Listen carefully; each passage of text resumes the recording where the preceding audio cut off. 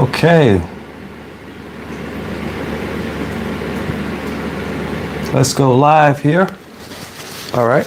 This is a jumping on here a little late this week, but better late than sorry. Well, better late than never. I think that's what the phrase actually says. Better late than never. Get the camera situated. All right, pretty good. If you look at the title, it's Let's Talk Venus Flytraps. And this is one of the Venus flytraps that I've picked up. And it's doing pretty good. It actually has a shoot coming out here because it's trying to flower. Wrong time of year for it to flower. Of course, I keep these indoors, so it's hard for the plant to always know the proper growing conditions and timing. You try to keep it right, but it doesn't always work out that way. So this is trying to flower wrong time of the year. But we're going to talk about that in just a minute. This is another one of my carnivorous plants. This is Sarracenia, and this is a pitcher plant. They're dripping water because I keep these sitting in a tray of water at all times. And it is a certain type of water. This is the main reason a lot of people, you'll go to your grocery store, you go to your garden center, and you'll pick up a Venus flytrap and you'll take it home. And this particular plant has some very unique growing conditions. It comes from, most of them, I think, come from the area, and to include some of these, but they come from nutrient environments. So the Venus flytrap comes from an environment where there's not a lot of nutrients in the soil. There's not a lot of nutrients in the environment at all, which is one of the reasons that this plant, instead of drawing nutrients from the soil, decided to draw nutrients from the insects. It's a very unique plant not environmental, but it's from a, what is the word I'm looking for here?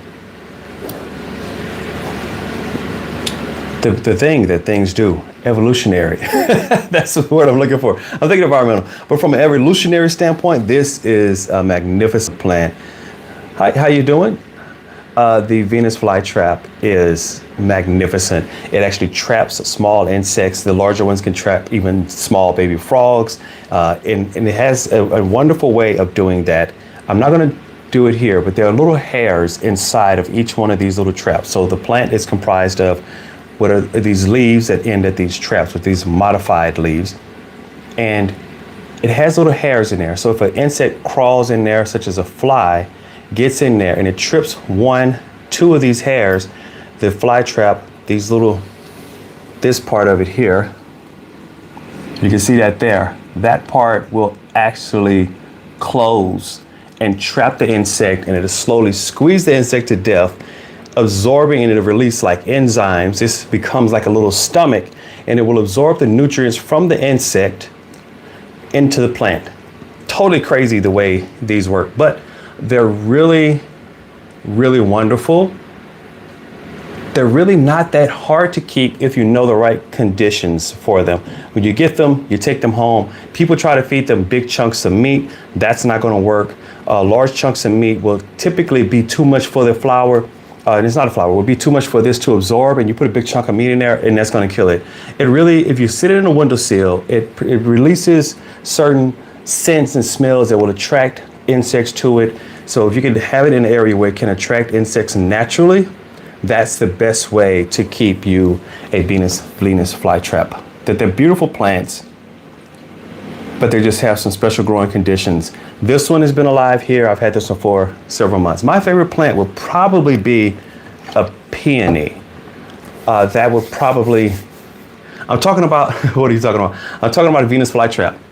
So most people are familiar with the name of it, but this is a carnivorous plant. This plant eats insects. And they're really wonderful plants. They just have some special growing conditions to keep a Venus flytrap alive. If you want to keep it alive, you can find them in the US. You can find them in grocery stores. Here in the UK, you can find them in garden centers. One of the things that people do is food. That is always a concern. If you have flies around in the summer, spring, sit them next to a window, they can get some food that way. They can't deal with the cold. This is a perennial, so if it gets too cold, it's going to go dormant. But the biggest thing is the water. So I keep mine sitting in a tray of water, sitting back in a windowsill, and there's a special type of water. I use deionized water, which this water has gone through a system that has to take all of the nutrients out of the water to try to get that water as close to rainwater as possible. So if you're not going to use deionized water, you would like to collect rainwater, and that's what you water this plant with. You can't use tap water. Tap water has minerals, nutrients, and things that your public water system may put in there. Fluoride, if you're in the US, there's maybe fluoride in your water. All that's going to kill this plant. Very sensitive to water. So if you don't have deionized water, collect rainwater, and that's what you water this plant with. It comes from a bog, which is a wet condition, year-round, kind of wet. And so what you want to make sure that you do is keep this sitting in a tray of that type of water. So keep it sitting in a tray of rainwater. Don't ever let it dry out for more than, say, 2 to 3 days. If it dries out for longer than that, you'll start to have problems with the plant. So this is another type of plant, and this is Sarracenia, commonly called a pitcher plant. It is also carnivorous. You see it has water just kind of running out of it because it always sits in a tray of water, and then it gets water from the top, and it actually keeps a little pool of liquid at the base. So what this plant does, it also eats insects. It will lure the insects in here with like a little nectar, and the insect will go down into the base of this plant, get in there, fall in there, and basically drown and then be dissolved by the plant.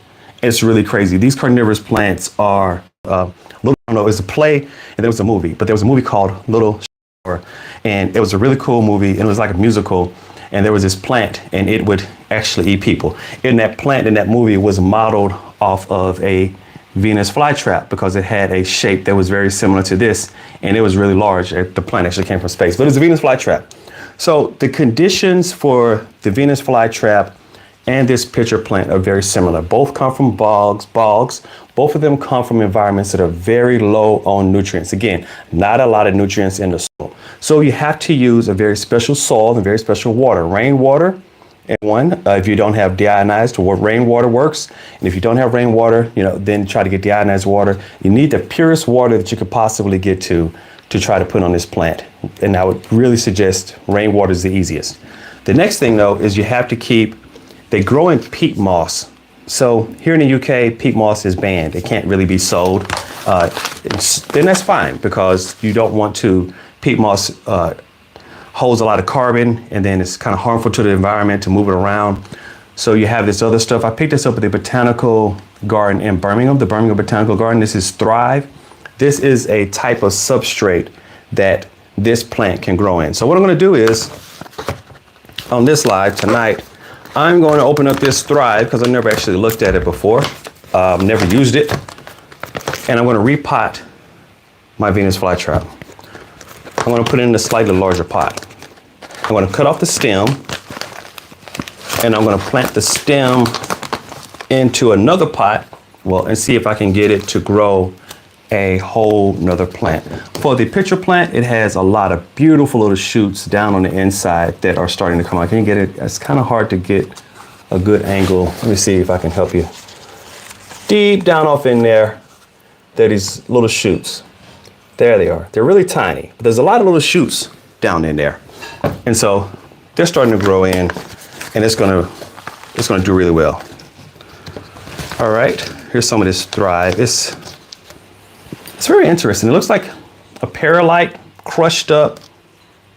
Looks like bark, core. It says it's proprietary what this mix is, but it's going to have to be a low nutrient mix that drains water really well, is what I would suspect. So just get some of that in the pot. Not too much, because what I'm going to do is just take this Venus flytrap out of this pot and just kind of squeeze the pot a little bit to get the soil to release.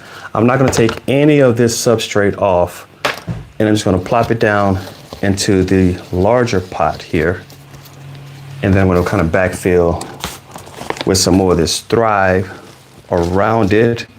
Just a gross substrate. You have to have the right type of substrate. I think I can do this by hand. I don't want to get that all over the plant, so I'm just kind of just do it very carefully around the edges here. Just go around. So I've always liked Venus flytraps. When I used to see them in stores as a kid, I used to always want them, and every now and again my parents would get it for me, and it'd be cool to have a Venus flytrap but it would only stay alive for a little while. And that was because when they used to sell the plant to you in the grocery stores where I used to buy it, they didn't have the growing conditions listed on the label. They just sold the plant, which is not optimal, right? You want to be able to buy a plant and you want to keep it alive. You want the plant to continue to grow and thrive. You don't want to buy a plant for it to die. But I used to buy it. My parents would get it for me. And I've always had a fascination with these plants that eat insects because it's like this, such a cool thing. We think about plants as stationary. They don't move. They're not very active. Plants do move, of course. They move quite a bit, but just at a different speed than what we do. But you think about them in that way, but then you find out about these carnivorous plants, of which there are a great many types of carnivorous plants, and they're all eating insects, and you're like, wow, this is something different. That's not your normal black-eyed Susan. That plant is eating other things. And so it just kind of comes across as a really cool plant to me, that it evolved in a way to be able to grow and thrive in an environment that doesn't provide a lot of nutrients for it developed a way to gain more nutrients, and that is repotted. It doesn't take but a few minutes. I put I didn't add anything to this mix. It's supposed to be a really good mix, right? So it's here, Thrive, made in the UK. It's a carnivorous plant mix. It's a media for growing carnivorous plants. I will mist this, not with my mister. Normally my mister, I would mist it, but I'm gonna let this actually kind of water from the bottom. I'm gonna sit it back in the tray and let the moisture just kind of slowly soak up into it, because I don't wanna mist it from the top. I don't have a lot of the water. Now this is some of the deionized water. I'll put a little bit over it, not much, because I don't wanna make my whole tray. I don't have a bottom for my tray just yet. So I'll put just a little bit, just to get a little bit of moisture on that plant.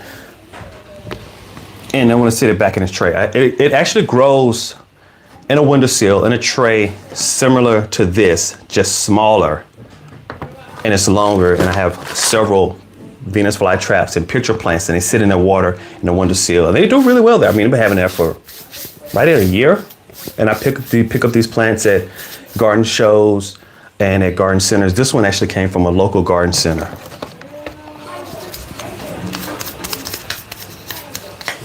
This says Carnivorous by Laguna. That's the company, I think, that produced it here. If you can read that, there you go. That's the company here in the UK, and it has a little bit of the growing conditions, plant passport on the back. It doesn't talk a lot about it. Rainwater, it does say you need rainwater. It's partial sun, and it says that it can grow in the house. Light is going to be the most important thing. So 3 bigs for this particular plant. You need to have it in a place where it can get insects. So a windowsill that you can keep cracked open. I know it's letting bugs in your house, but still, a windowsill that you can keep cracked open, especially like in the summer, that would help. If you have a few flies, tiny things inside your house, that would help in the summertime. Once it warms up, you can sit it on the outside of the windowsill during the day. Make sure it's in a shady condition so the sun isn't beating down on it too hard. You just kind of have to, this is not, I have some plants here that are bulbs that I grow, and you just sit them in the corner and they do great. Y'all don't touch them, just add a little water. This needs a bit more care. You have to put a bit more time and attention into this plant. So, hey, if you don't have the time and attention to really pour into this plant, then, just watch it from afar. So what we're gonna do though, when this plant puts out a shoot, it actually takes a lot of energy from the plant to produce this shoot, to produce this flower. It's trying to say, make babies. That's what it wants to do. What I want to do though, is I want this plant to pour its energy into making more leaves that have these little traps on the end. Unfortunately, some of these traps just close. Now what happened is, if the trap closes and there's nothing in the trap, because what happened was, as I was putting the soil around it, I tripped some of those traps and they closed. The plant will figure out that there's nothing in there, and in a couple days, the trap that closed, if there's nothing in it, it'll open right back up. Now, a particular leaf can take in, let's say, 1 insect, and it'll close, it will dissolve it, open back up. 2 insects, it'll close, dissolve it, open back up. It could do it about 3 times if it's a small enough insect. If it's a really large insect, then it will likely kill that. After it absorbs as much as it can, that particular leaf will die. So, but typically if it's a small insect, 1 or 2, 3, and then there'll be another one. So these are the larger ones, right? And then they produce smaller ones coming out of the middle. And you can see right there is some of the smaller immature traps. But this plant's pretty healthy. That's another way. So the fact that it's sending up this shoot says two things. One, the plant is either doing good and it's like, hey, I'm healthy enough to reproduce, or it's doing bad and the plant is like, I need to last ditch, reproduce before I die. I think this plant is doing good. Personally, it has a great color to it. Here's an old shoot right here. I'll cut that off. I think it's doing great. It has a great color. All of the shoots look vibrant. It doesn't look grayish.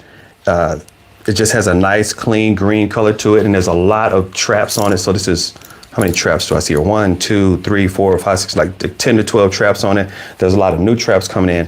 But what I want to do is, I don't want it to flower.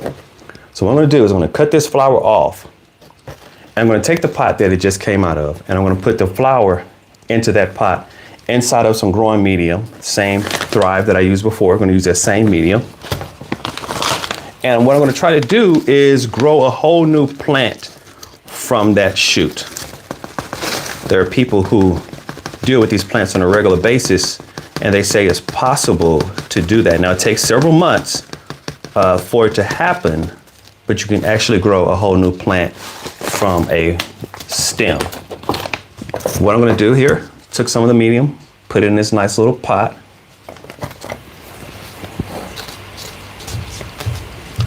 Oh, hang up an old fish. Yeah, you could hang up an old fish. That would definitely attract flies. It took me a minute to get what you were saying. I think that's what you're saying. But your home is going to smell horrible. What I'm going to do is cut this shoot off at the base.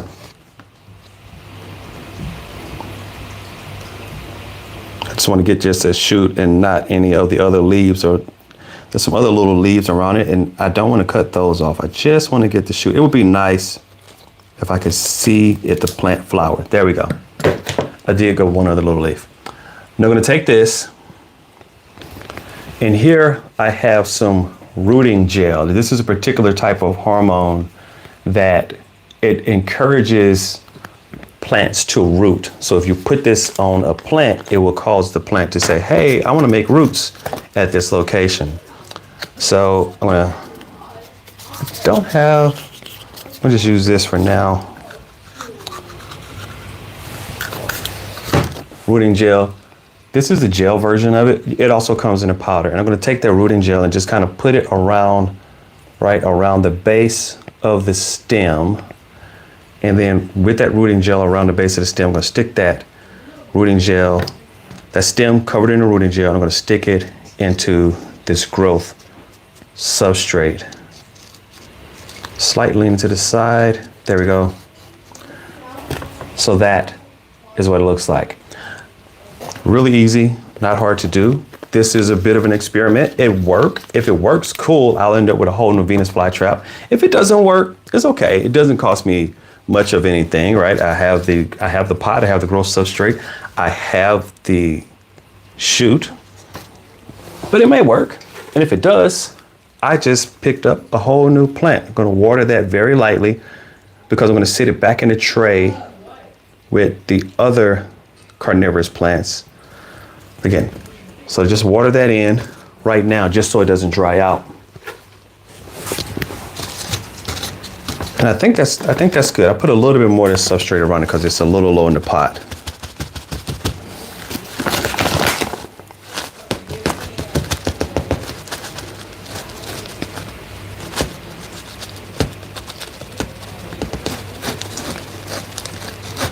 There we go.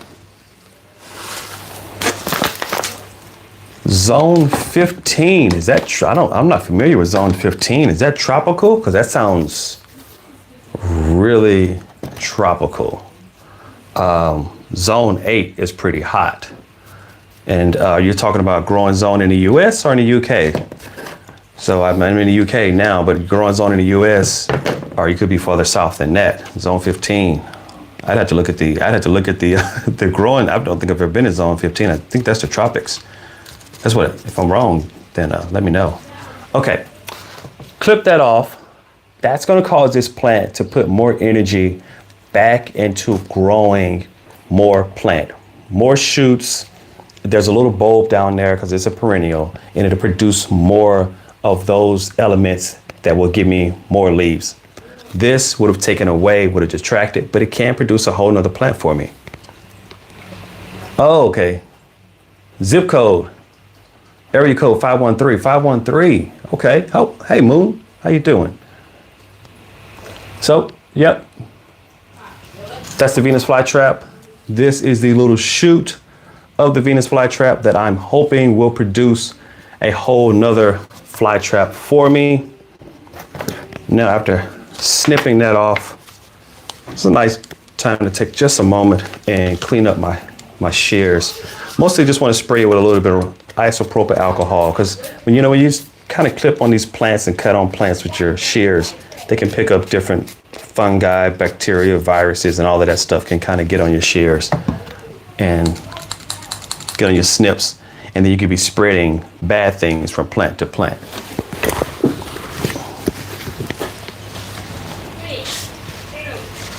Oh, you got to see the eclipse. That's really cool. I didn't see it. Like, well, actually, we couldn't see the total eclipse here. We could just see partial. Last night, I did see a moon that was really, really kind of dark, dark, dark orange. So did you see, was it a total eclipse? Like, did the moon eclipse go away, or did the moon just turn red? I wasn't keeping up with, because I knew I wouldn't get to see it. I didn't keep up with everything that the eclipse would have. So those are cleaned up a little bit. I wasn't actually going to do anything with the pitcher plant. It is doing really well. I like it. It is probably time to repot it. I don't see any roots. Yeah, I do. I see just a little bit of roots starting to come out of the bottom. That's always an indicator if it's time to repot. If you have roots just starting to come out the bottom, and if you have the plant is just starting to look full all the way around. And if you hear kids in the background, the kids in the other room, they're having dinner.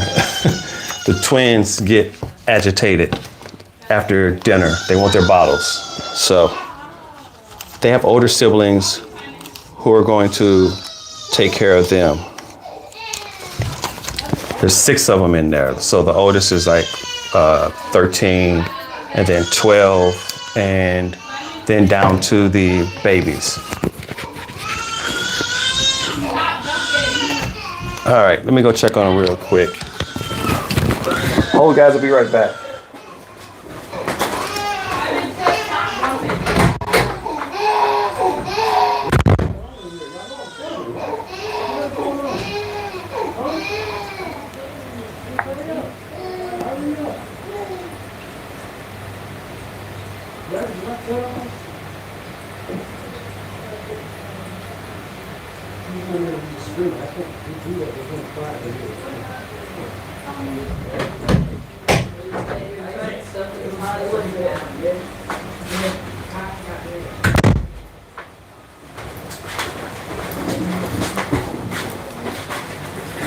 Okay, I'm back. All right, got the kids. The baby was crying because he actually wanted more food. They were cooling it off. And yeah, like I said, older kids take care of them. My wife came in there as well. But I did want to pop in just to make sure that everything was okay. The youngest, the twins, they get, they're only 1, so they don't have a lot of patience. Patience is something that's learned as you get a little older. Babies don't tend to have a lot of patience. That looks scary. Yeah, if you were an insect, it could definitely trick you. It'd be scary in that case. But I like it. Well, it actually looks like that because it looks like it has veins. You see that? It looks like there are veins in the leaves. It is a very unique plant. And again, pretty much the same growing conditions as this plant here, but you do have to make sure that you keep it in the right conditions. Now, I'm going to set these aside.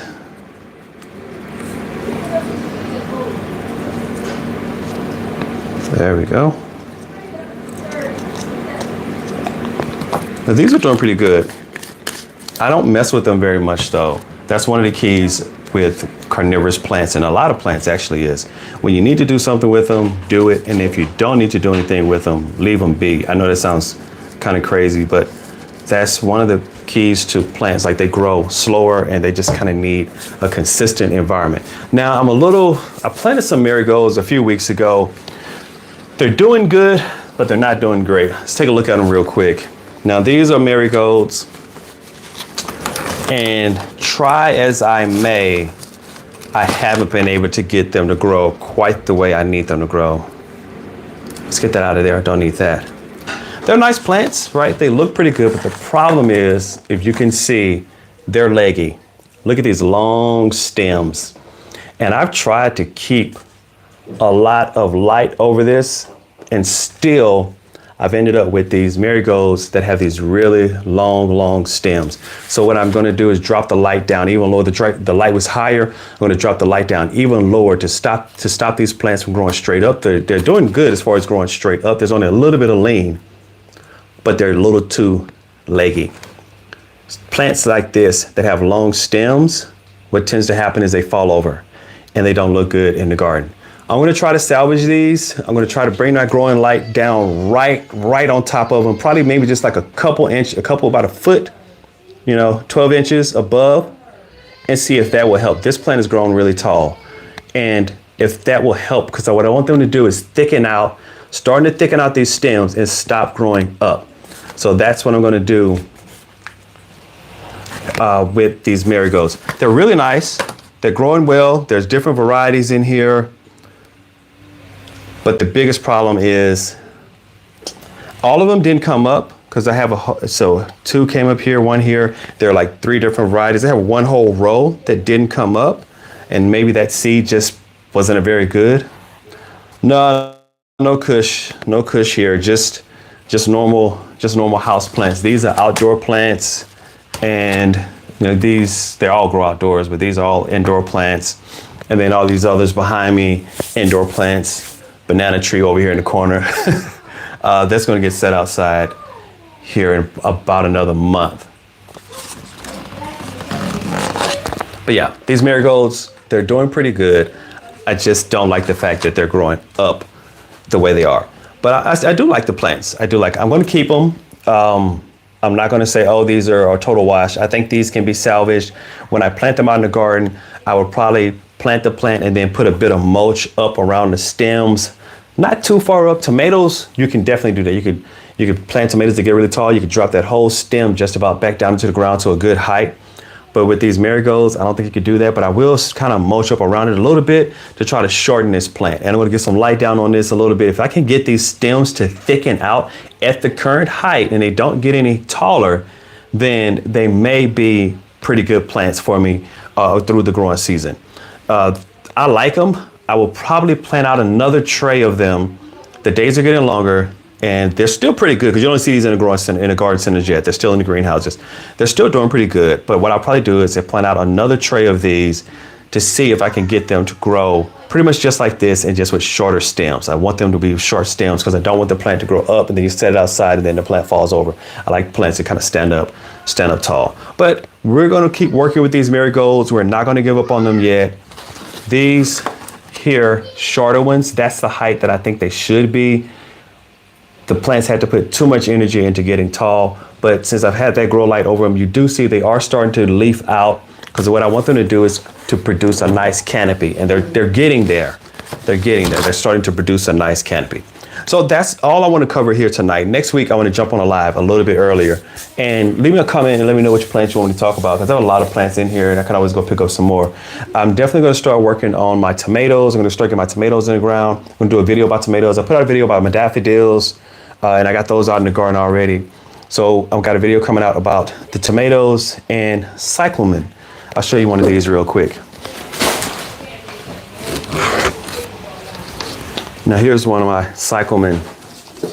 I just picked this up because it's blooming. I'm gonna do a video about this. And I love cyclamen. Just a really great plant, perennial.